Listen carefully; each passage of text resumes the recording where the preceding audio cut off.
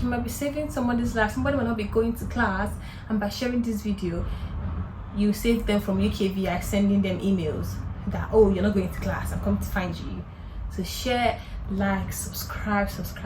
Okay, let's go.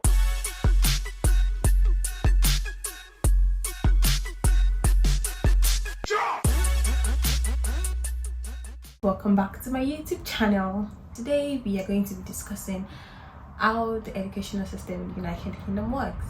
I don't want to say United Kingdom, I want to say how the educational system for masters works at the University of Salford, because I need to be specific. I don't want to give wrong information out there, so I'm just going to say how the one in my school works.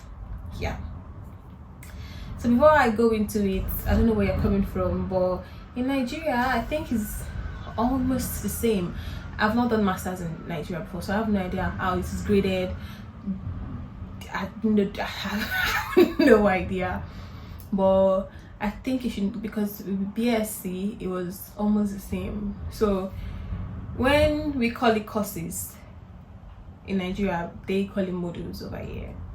So you have your modules, you have maybe 4 modules in a year. They are doing right now. I have 2 modules. I have design and dissertation. Ignore the background noise. It's the wind, and all my windows are closed, but for some reason it is still very there. So today I have my script with me because this is a very important thing and I don't want to forget anything, but it's not going to be stiff, I promise. So yeah, I was talking about modules. So each module has certain points assigned to them, same as every course in Nigeria. Like there are some courses that are 20 units, 40 units. Yeah, it's the same. So yeah, also like my dissertation for this year, I think it's 30, and my design is 60. I'm not so sure actually. I don't know. I just know my design always carries higher units. So obviously, if you pass the one with the lowest unit and you fail the one with the highest unit, you're failing. It's the same logic. Now for masters, the lowest grade for passing is 50. I think it's the same in Nigeria also. I don't know about every other country, but I think if you get 49, it's a fail.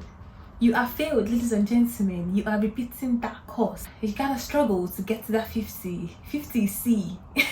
And do you know how in Nigeria, I'm sorry I'm relating this back to Nigeria, is that's where I'm coming from. So if you're from any other place, India, Ghana, Zimbabwe, I'm watching this, I don't know how it works in every other place, but like in Nigeria, they always feel like, oh, private schools, they always want to pass people because you're spending a lot of money.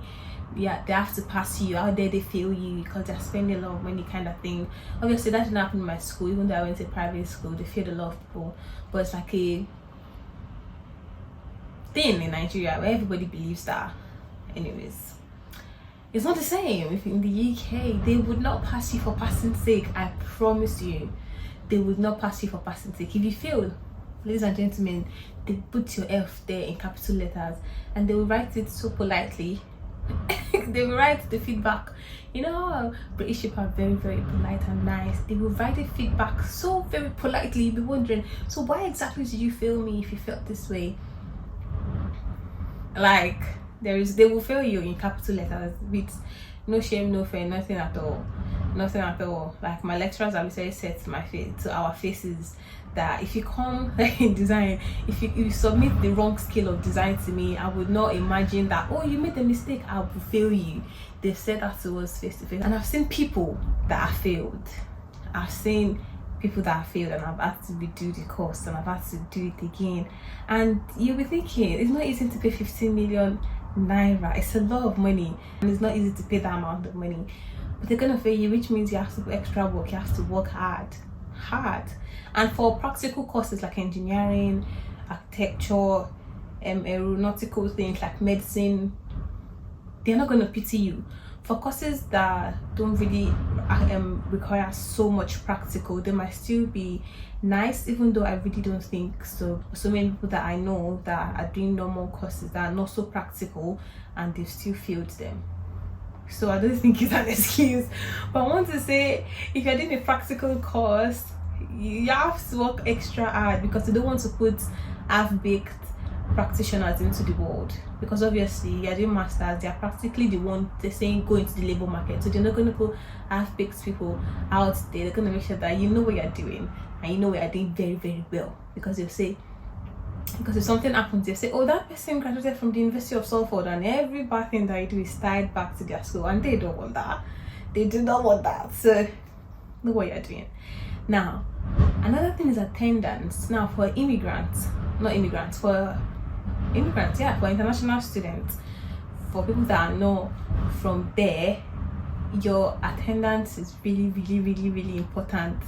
Last year, I got emails like every 2 weeks from my uni and UKVI saying, oh, your attendance is not consistent. Are you going to class at all? Is your lecturer not giving? Because for my school, they're supposed to give us the code, then you log in the code, but we get carried away. The lecturer gets carried away. The class gets intense. We all forget about the code. We all forget about attendance. And then in the registry for UKVI, they're saying, oh, absent. They're saying absent. Even though my lecturer takes the attendance manually, we're supposed to do it on the system and put our attendance in. But sometimes we forget. I mean, we all just forget about it. And sometimes we ask and they're like, oh, the network is not working and stuff like that. But the lecturers always find a way to resolve it. And because they take it manually, they always like put into the system one way or the other. But your attendance is necessary. Because if your attendance is showing you're missing class a lot, it is a red flag, and they're going to come find you. They will come find you, and this is why they send people back, and they want that. They start thinking, so if you're not going to class, what are you doing then? Are you working more than 20 hours? Let's go check their records. This is how they fish people out. So make sure your attendance is top notch and go to class. You do not hear it from me, but if you're not going to class, get the code somehow, please. Anyway, so now let's move to assessment. Now, different departments have different way of assessing their courses.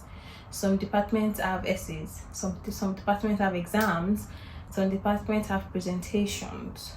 My department has presentations and essays depending on the course. So for design, we submit a portfolio and then we present it. And for other courses like advanced practice, histories, we write essays. Dissertation, obviously, essays. And there's group works, and so let's just go a little bit into that now. First of all, group works can be good and they can be bad depending on who your group members are. Sometimes you have the option to choose, and sometimes you just say, oh, you three in front, you're in group A, you're in group B. And sometimes you might be the only one that has to carry the group, and sometimes you might be really, really smart people that help you to boost your scores.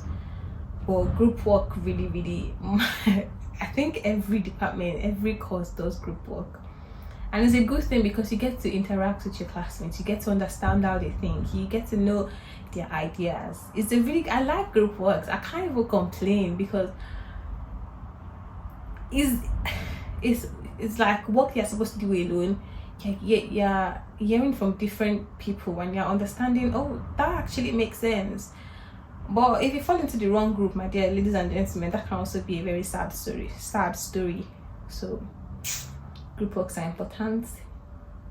They really help to boost your grades, especially if they are part of your grades, because if everybody does well, like if the grade is 100, if everybody does well, everybody gets 100, and if everybody does bad, everybody gets 25. So yeah, I think that's a great thing. And there's essays.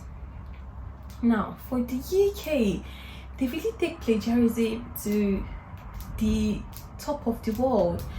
I remember when I was writing my dissertation in Nigeria, obviously I did not plagiarize anybody, or I tried not to, but I didn't take it too serious like I am taking it right now.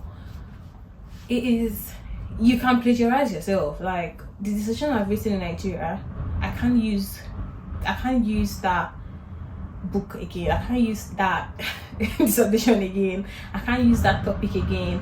Even if I use topic, I have to like change the words because they take plagiarism really bad. Honestly, if you're because there's something called Turnitin. Now when you submit your essays to Turnitin,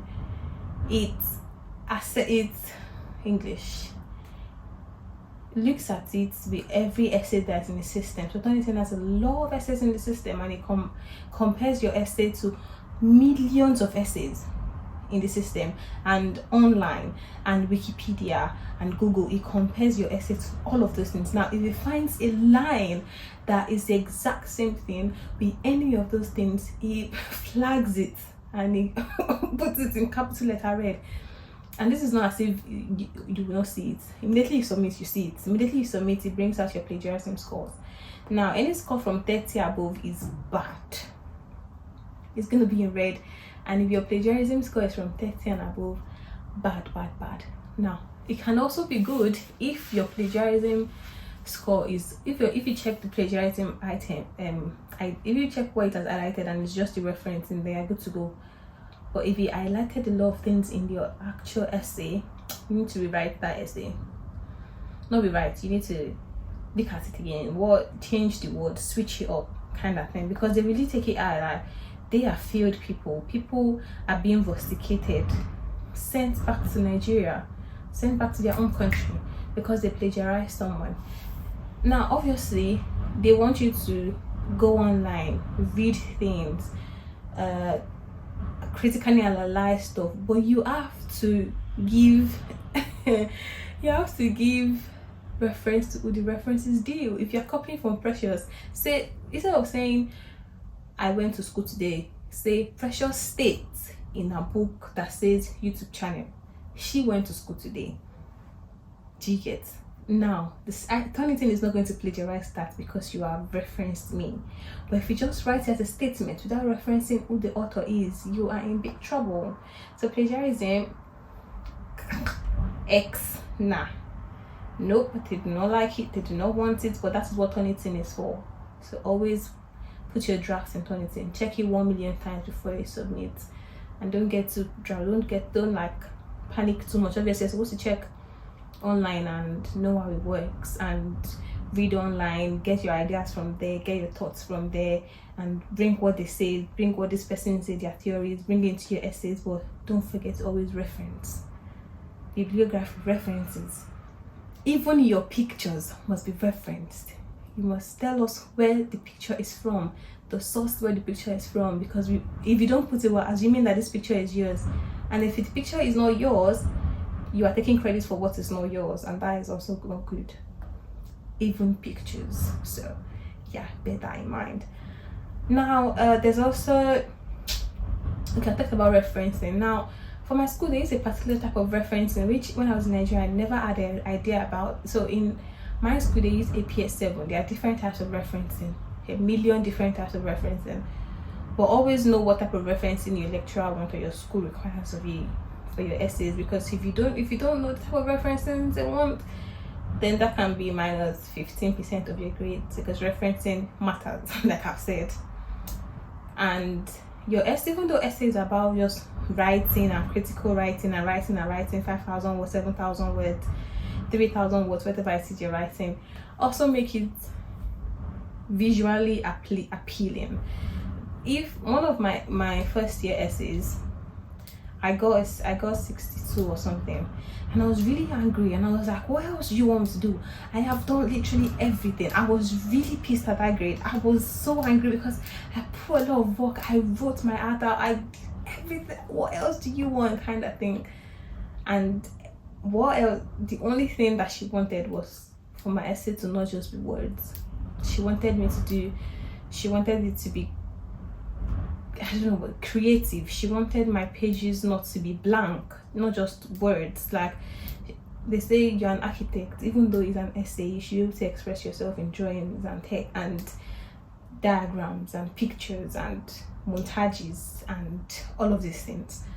Now, I'm saying that for architecture, but I think that also applies to every other course. Like even if you're writing, make your paper look nice, like add colors, add borders, add page numberings, put your name at the bottom of the paper, put borders, just make it look nice. Do you get? Like don't just make it blah. Just that little bit more can push you to the first, just a little bit more. And there's also things called appeal. Now if they give you a grade and you think, oh no, that's not for me, you can appeal for it. And if maybe you put your thing through 2010 and they fail you through plagiarism, you can appeal, which is a good thing. Like, you have the opportunity to appeal and they look at your grades. I don't know how the appeal thing works, but I've known people that have gone through that. And if you fail, God forbid nobody fail, but if you fail, you can always retake, do it in the summer. It's not that deep anyways. Like, and after that, you do your dissertation, write your 15,000 words. For me, which I'm so grateful to God, for me, maybe because we're doing design, my dissertation is 7,000 words. I am so happy about that, because last year I did a course and the essay was 5,000 words, and it was not easy. I'm not gonna say it was easy. It was not easy, but it was not that bad. So I'm thinking 5,000 to 7,000. Oh, this is good. This is not going to be so bad after all. So I'm looking forward to it. It's just the second week, and I'm looking forward to the dissertation, and I'm just gonna go. I don't have my topic here, but we'll see how it goes. Anyways, so dissertation, surveys, answer questions, submit, do your graduation, and you pass. And that's it. That's how the system works for the educational sector in the UK. Don't forget to like, share, ask questions, as much questions as you want. I know it's a lot of information and I might have confused you some way, one way or the other, but if you have anything to ask me or anything you're confused about, just ask me a question. I would respond. And share, like, you might be saving somebody's life. Somebody might not be going to class, and by sharing this video you save them from UKVI sending them emails that, oh, you're not going to class, I'm coming to find you.